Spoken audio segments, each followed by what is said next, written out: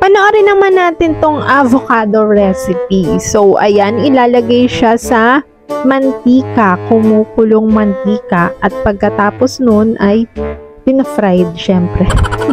Ay, tapos na. Ganun lang kadali. Parang binasa lang, no, binabad lang siya. Ayan, so wag tayong mangialam recipe ni ate yan. So, ayan, pinunasan. And then, chinap. Okay. Pagka-chop, ay, ano nang gagawin? Babalatan. Ayan, binalatan siya. Parang ang sarap niya, no? Para sa shake. Summer na summer ang datingan. Masarap para sa shake ang avocado. And then, nung pagtanggal na ng balat, anong gagawin? Ay, hindi tinanggal yung seed, yung buto. Andun lang, habang ini-steam. So, ayan. Tapos na siyang i-steam kasama yung buto at sana lumambot din ito. Ayan, so dudurugin, dinudurog, at ayun! Yay! Tinanggal na niya.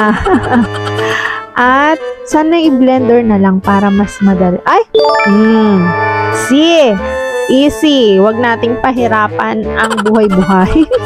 Lagay natin sa blender para mas madali siyang madurog. At ayan, caramels na, okay na.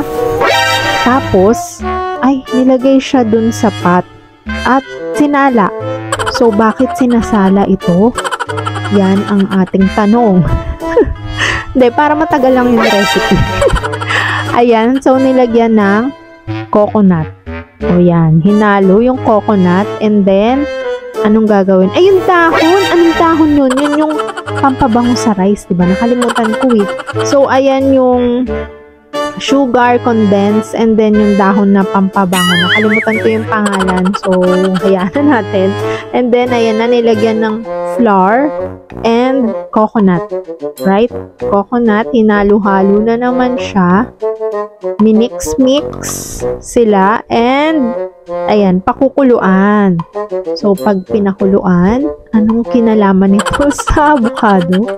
Ayan, nilagyan ulit ng dahon na pampabango ng sinaing.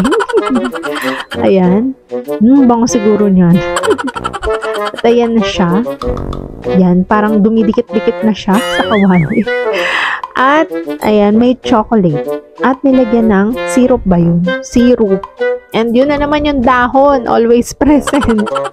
Ayan, hinalo-halo hanggang sa matunaw yung chocolate. Ang chocolate. At merong langka. So, may langka. Okay? Yan, masarap niya i-shake. I-shake yung langka sa halo-halo. At pagkatapos i-chop, okay, chinap, ano na, ang kasunod. Tapos na ba? Ay! Tapos na nga! Ayun na.